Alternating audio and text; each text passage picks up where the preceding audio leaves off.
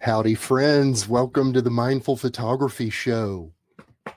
Frankie and I are going to deliver this first part together this morning. You going to help out, Frankie?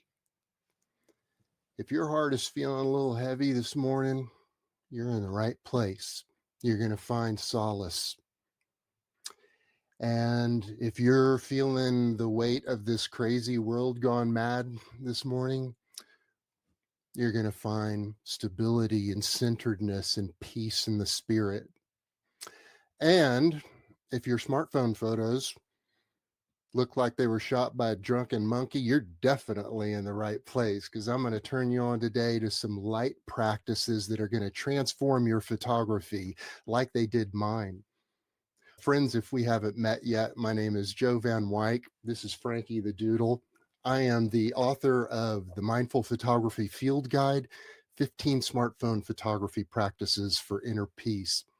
Today, we're going to continue following the light with the first practice in the field guide called Chase Things That Sparkle. I like to think of mindful photography as a scavenger hunt for God's beauty. It's a science-inspired practice that's going to help you calm your mind and to feel peace in your senses, all with the camera that we always have in our pocket. Before we get started, we're going to do a little kind of practice that I do at the beginning of every smartphone photography practice that I'm going to introduce, and that is just simply putting our hand on our heart and taking a few belly breaths. Frankie, can you put your hand on your heart? Okay, now belly breaths. Belly breaths. This is a way for us to get centered in the spirit together. And speaking of getting centered in the spirit, you know that for me, images and our visual sense is something that helps me so much through the ups and downs in life. I'm getting ready to show you some images, and I'm going to speak some truth. Hey, first, I think I'm going to get you over on the bed. I'm going to speak some truth to you about light, and I hope it is a source of encouragement for you. And you too, Frankie. Okay? All right. I want you to go get on the bed. All right. He's going to be hanging out while we do this. So as you're watching these beautiful images come forth on your screen, I want you to look for light, okay? Notice the source of light. Notice materials that are bright and sparkly. Notice maybe what camera positions or techniques that I'm doing while we're looking through them. A couple of thousand years ago, in the middle of a world that felt dark and confusing, the Apostle John said, "The light shines in the darkness, and the darkness can never extinguish it." James, the brother of Jesus, remarked about God's constant light. Every good gift and every perfect gift is from above, coming down from the Father of lights, with whom there is no variation or shadow due to change. The Apostle Paul confirmed the light inside us when he said, "For God, who said, 'Let there be light in the darkness,' has made this light shine in our hearts so we could know the glory of God." Yep, light is mighty important to God and his followers. Let's notice the sparkles of light all around us and deep within ourselves. I'm going to start by sharing a little story that is behind the title of Chase Things That Sparkle. Yep, there's a story behind that. And then we're going to look at some more images, going to look at tons of images today, and then I'm going to take you through this short practice in the field guide and turn you on to this idea of chasing things that sparkle. I've lived here in the Colorado mountains for 5.5 years now. Before that, there was a period of time, a brief second marriage, and it didn't work out. And while in the middle of that, we were in a marriage counseling session. And I was like, I don't know, belly aching, feeling sorry for myself about growing up and having to go out on Saturday mornings and work the fences while my friends were watching cartoons, whatever.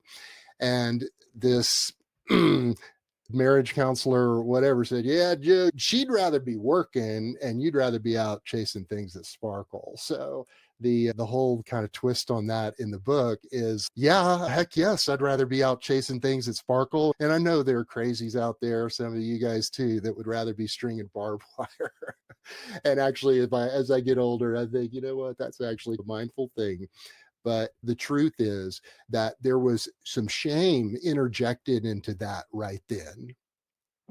She is clearly the worker type. And here I am, super creative type, and wants to be chasing things that sparkled all the time. And that was said in a derogatory way. So I just want to, if you are a fellow creative, maybe a fellow highly sensitive person, really aware of what's going on around, very visual, sometimes easily distracted. Like I said at the beginning, you are not alone. And I think that as time has gone on, and I've thought more about this whole idea of chasing things that sparkle in that event, you know what? Since that time, the truth is, I've come a long way on leaning into more of the doer rather than the thinker, rather than the frolicking in the fields chasing things that sparkle. And I think that for those of you who would rather work than frolic, that it's always important to us to develop that creative side too. So that's good. That's a balanced thing. What I'm going to show you now are some video and stills of me going through downtown Glenwood Springs, and I'm going to comment while we're going through these and to direct your attention to the sparkles that you see in the scene. Okay, friends, we're in downtown Glenwood Springs. So I'm pointing out here how that wall, not a lot of sparkles on that wall right there, just matte. Plus, the light isn't really hitting it.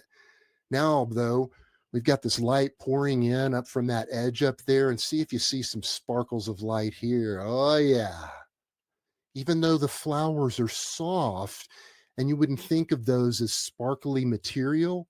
But look at this. When you apply this backlighting to it, all of a sudden, see all the sparkles? We're continuing on. And let's think about the material that sparkles. Metal. Oh, you bet. Black metal. Yeah.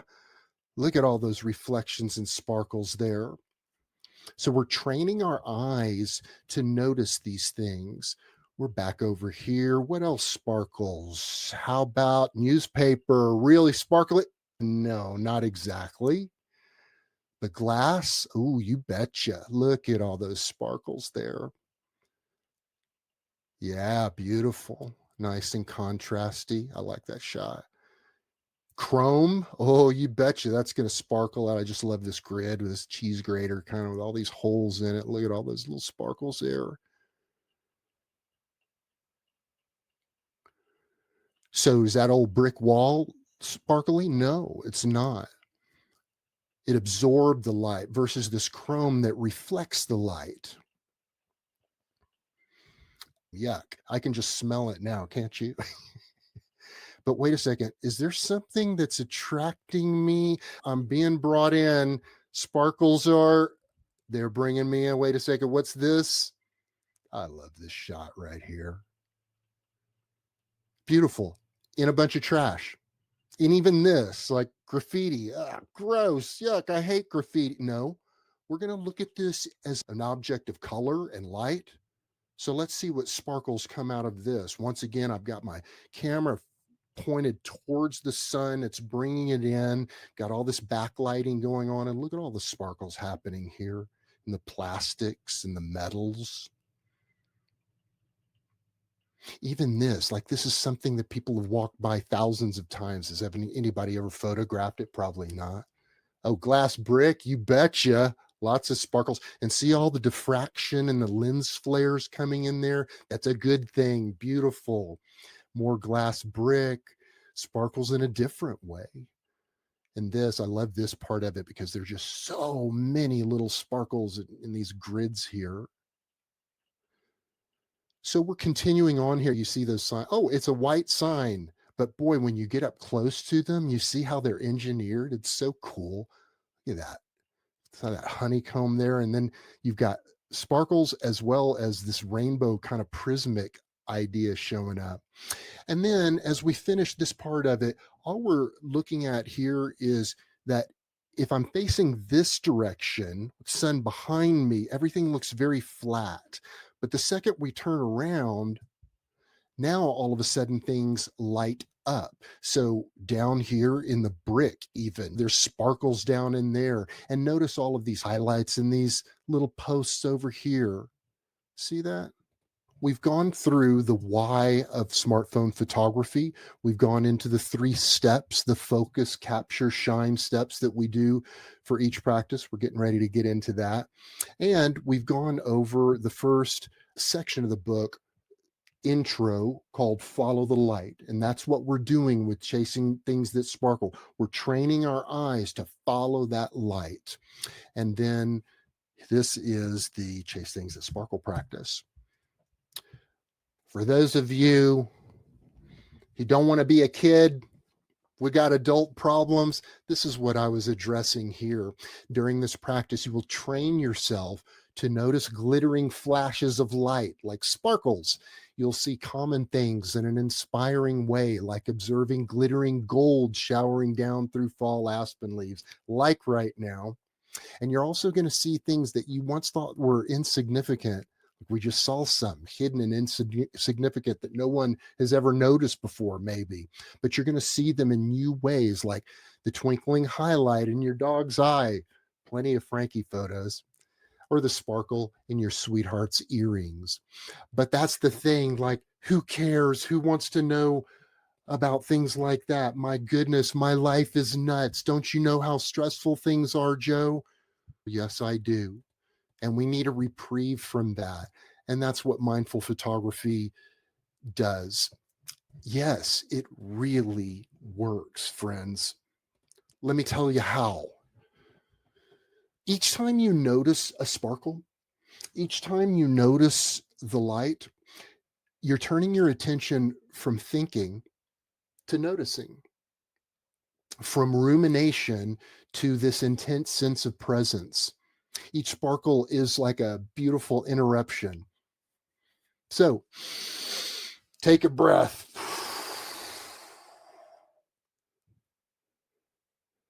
Now, boop, don't look at me on the screen for a second. Look around you. Just notice the first thing that sparkles.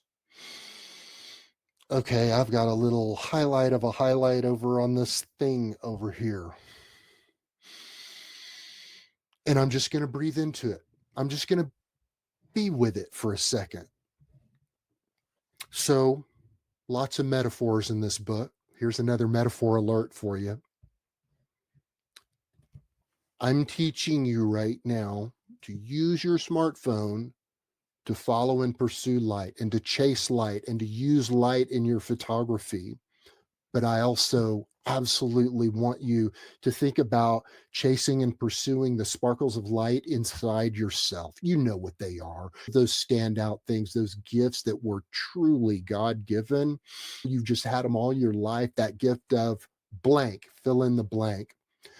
Want us to start nurturing that and noticing that too. It's about noticing the light outside us, the sparkles outside us, and noticing the light and sparkles within ourselves.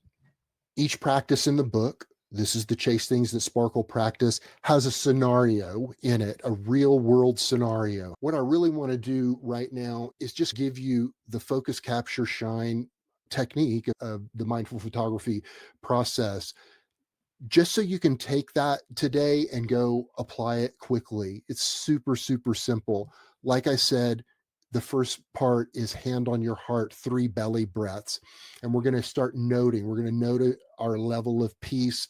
And then we're going to open up our eyes to the world around us. So that's why it's focus, capture, shine. And focus, you'd think, let's focus in on this thing. No, it's focus first on our body and surroundings. If you were just after the pursuit of taking better photographs with your smartphone, this will rock that. It's any creative practice to get present in our body first, because we're thinking it through. We're thinking and ruminating. But where we really want to be is peace in our senses, not a frenetic mind. Thank goodness for this mind of ours. What would we do without it? But the body has its own intelligence. And so when we, quote, drop down into the body, focus on our breath, we're going from the domain of the intellect and the figuring it out and the smart guy into the being still and knowing that God is God, being in the realm of being. Sometimes these practices can be something that I think out, hey, I'm going to go out tomorrow morning and I'm going to do this chase things that sparkle practice. But a lot of times it's really in the moment. Oh my goodness, I'm here, there, I'm at the office, I'm in the forest, I'm out shopping, I'm in Walmart, I'm driving my car, and I am everywhere but right here. Don't do this while you're driving in your car. This is the time to notice, intervene. That's the first step in mindfulness, is noticing. And then put that smartphone, the world's greatest distraction device, on airplane mode. Take a few deep breaths, pat your heart, get present. And then as you're coming out of that third breath, that's when we're opening our eyes, like ridiculously exaggerated. Open your eyes and just notice. Notice what's around you. So that's the first step. The second step is go out there and take an award-winning photograph. Really stress out over it, man. Make sure that the composition is perfect in the light of that. No, that's not what we're doing. What we're doing is not out taking pretty pictures. We're out to simply capture the present moment, capture the now, capture what's here and now. I've been dying to do this, to show this to you. Doink. You want to see what I'm looking at right now? Look at those fall leaves. That's so beautiful out, and it's been raining cats and dogs.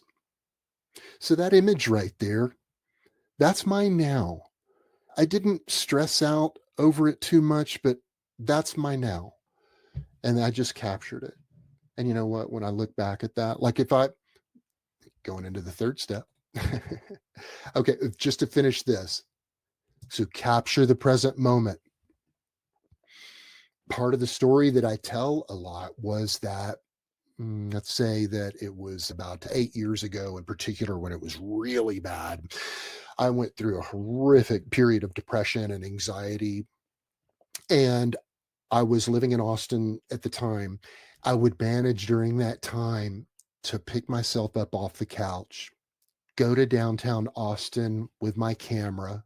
I was building this YouTube channel at the time, and I would go out and I would photograph people on the streets. I'd walk up to someone and hit them up for a portrait. And while I was doing that, and while I was connected to those humans on the street, I would notice that something totally supernatural was happening. And by the time I would get to the car, my mindset had completely changed. I was like in a completely different time and space, and I was not thinking about the depression or all of my woes. So that happened as a result of me being an awesome photographer. Yep, no, that's not why that happened. It happened because opposite action. Your emotions are not good, wise counselors for you to listen to when you're feeling terrible. That's just not. Our emotions are not our North Pole. They're not our guideline. God and God alone, the Holy Spirit, is directing us and guiding us.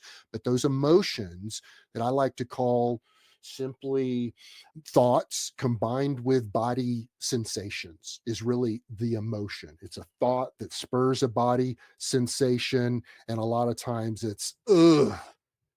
But acting opposite to that is a powerful technique.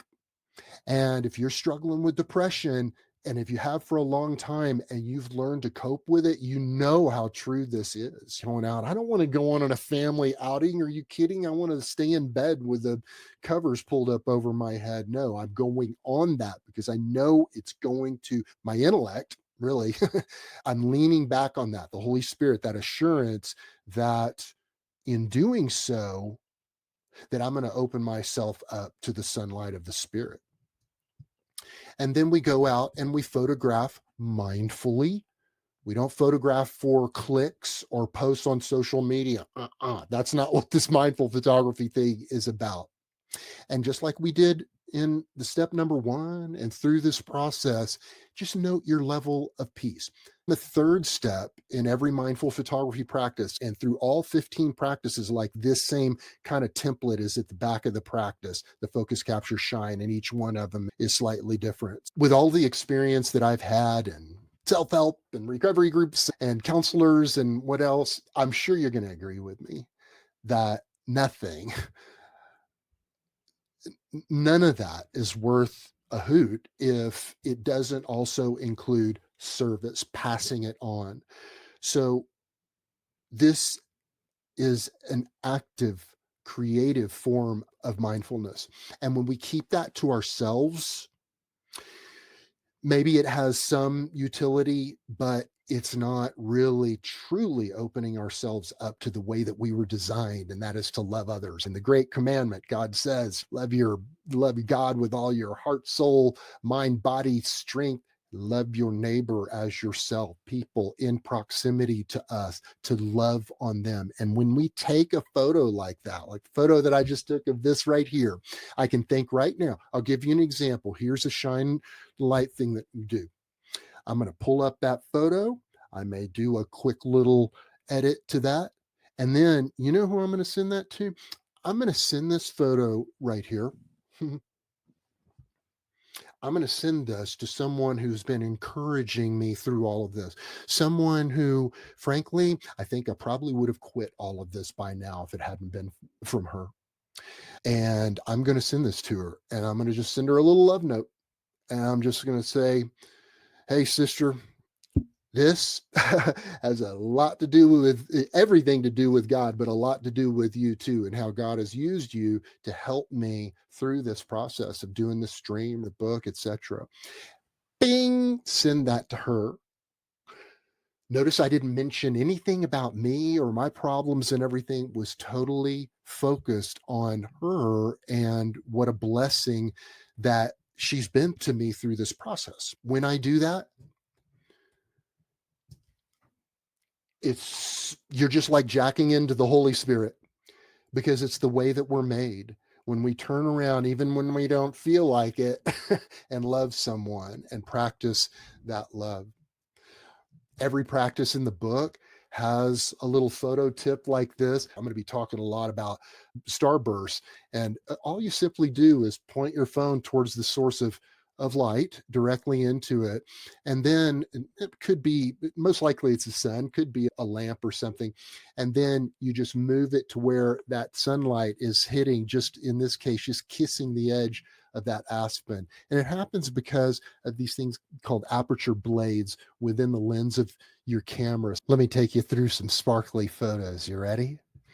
Just going to comment on these, and we'll just look together at the sparkles that jump out at us. I see reflections here. I see sparkles in the sky and the clouds.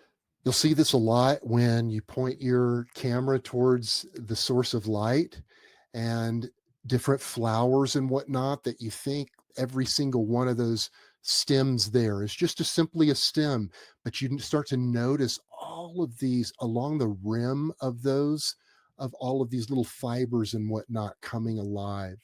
Again, just shooting into the sunlight. This is Marble, Colorado, about an hour up the road here. And that is a giant, in fact, it's one of, if not the largest, beautiful, pure white marble quarries in the entire world. It's owned by an Italian company, because I think they've tapped out just about all their marble over the thousands of years in Italy.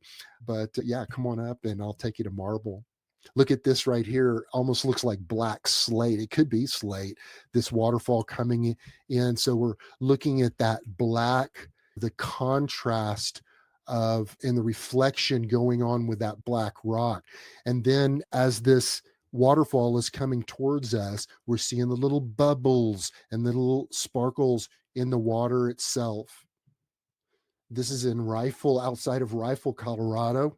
This is Rifle Falls State Park, and it's this natural formation, geologic formation, where water falls over a formation like this, and all of those minerals start to build up, and so it creates this rim along it. But what do we see sparkling here? Water, air.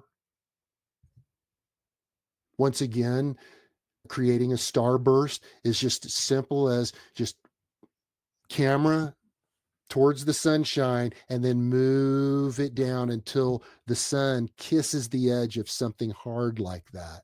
And that creates these starbursts. And different lenses have different patterns and qualities of starbursts.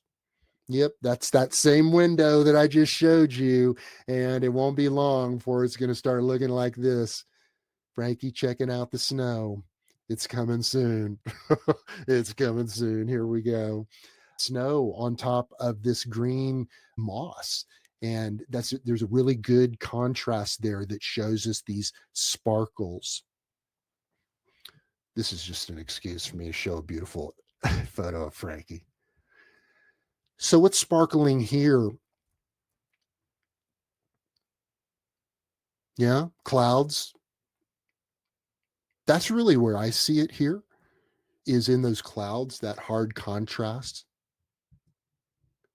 At night, heavenly formations, absolutely, those are big time sparkles, and neighborhood lights like this. Now in this case, I took my exposure and I kept it low, so it would underexpose the scene instead of trying to bring up those darks and these signs that we see just in everyday life. Go up to one today with your camera and photograph that. Move your camera around till you start to see those sparkles. And every time you do that, you're unjacking from the mental noise and you're focusing on beauty. Just a little lure I picked up by the side of the river. Going to be some sparkles in that. This is our 4th of July celebration here in Glenwood Springs. And the laser show, talk about sparkles, so many sparkles. The laser, those people's phones. Hear those aspen trees again. See those sparkles, that starburst. Look at all the sparkles up into the leaves. And that's what happens. And that's how scenes come alive when we practice following the light. And next week, we're going to do the second practice in the book, and it's called Face Towards the Sunshine. And that is all about backlighting, which is this is right here. This was pointing out the starburst and the sparkles. But Face Towards the Sunshine is another powerful practice, and you're going to use that to, like I say, make things come alive. Just notice the little miracles of sparkles in our eyes. Go up to someone that you love and, hey, I see a sparkle in your eye. Let me take a photo of that. So again, what material sparkles? Chrome, you betcha. But even this, there's something about noticing these details of God's beauty all around us. One tiny little place that I got down close. The iPhone definitely switched to macro mode during this, got down really close. And just check this out. See how many sparkles you can, not counting every single sparkle, but where the sparkles occur here.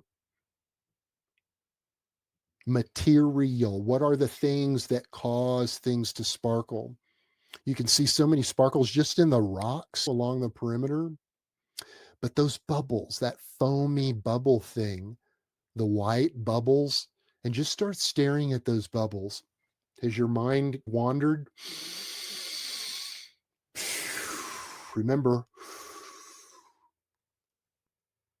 So, not for my gratification or to prove a point right here, but so that you can go apply that. Because this is exactly what you're going to do. You're going to come across a scene like this. You're just going to notice. Let the very process of snapping the photo be a mindful thing. Take a deep breath. And as a matter of fact, especially in the days when keeping the camera super steady was so important, it's always nice to use this when you're shooting on the rifle range too. Suck air into those lungs, but only breathe out, like empty your lungs about halfway, then hold. Click. Let the steadiness of your camera be a mindful action in itself. And now you have this photo. So now you have the photo to analyze like we're doing right now. And do you see what I'm seeing here? Every one of those little bubbles, those clear bubbles, has a sparkle in it. As a matter of fact, it really has two. You would think, I don't know where that second source of light is, no telling, but there's a sparkle. As a matter of fact, in every single one of those bubbles right there, you see that highlight? You see that sparkle? That's the sun. So every single one of those is reflecting the sun. This is in our old train station here. And I just love those fibers and those kind of old fashioned light bulbs.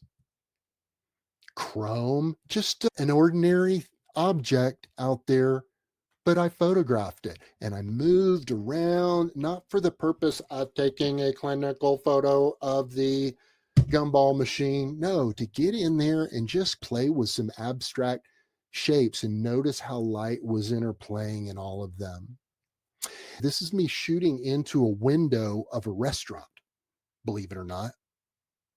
And I was shooting through the window, but it was focusing on the chandeliers inside the restaurant. Yep, having your morning coffee, looking down, and all of a sudden you notice sparkles of all the little oils and the dust particles or whatever that is in my coffee.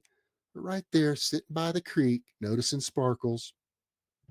Look, this was not Photoshop. I guarantee you, I don't know. I don't even know how this happened. But there were some really dense clouds. It doesn't look like it, but there was this clump of clouds up there and this ray of sunshine coming through. So we have that sparkle coming through, and then the rim lighting around Frankie bringing us some sparkles too. What an example of God's glory and beauty. Just some late in the summer weed like plant growing up from the forest floor. It lost its beautiful flowers or leaves, but look how it's illuminating just thousands, probably thousands of little fibers on that. And what did we just do? Take a pretty picture? Yeah, this is a cool one. I dig this shot right here. But even more, we're just noticing sparkles, noticing light. I'm going to take it of this mountain, of this tree, of this object over here. No, I'm going to let the spirit guide me towards the light and I'm going to shoot that. I didn't set out to shoot a weed, obviously, or this fried plant, but that's what the light brought me towards. Good opportunity to follow some light. So we have clear glass. Kind of cool how that clear glass is almost milky in a way, some sparkles in that. You notice up at the top left corner, that green glass up there, you see the sparkles in that. The bottom, kind of the bottom side, that amber glass right there. See, even deep inside of that, we can see some sparkles. Ah, yes. This was a couple of years ago, but late in the season, aspen leaves, when a lot of the trees had already lost their leaves. But look at what we have here and look at these sparkles. We've got our starburst, the sun just barely hitting this little twig, and it creates this beautiful starburst. We have the little jagged edges of aspen trees. And what you really couldn't see by just the still is just the fluttering of those aspen leaves and the light sparkles that causes when aspen leaves are doing their thing. The snow right here. Once again, we've got a backlit scene right over here, but just notice on the right hand side of the screen, even though this is a shadowy area over here, it's still picking up on some of that. And we're seeing those sparkles in the snow.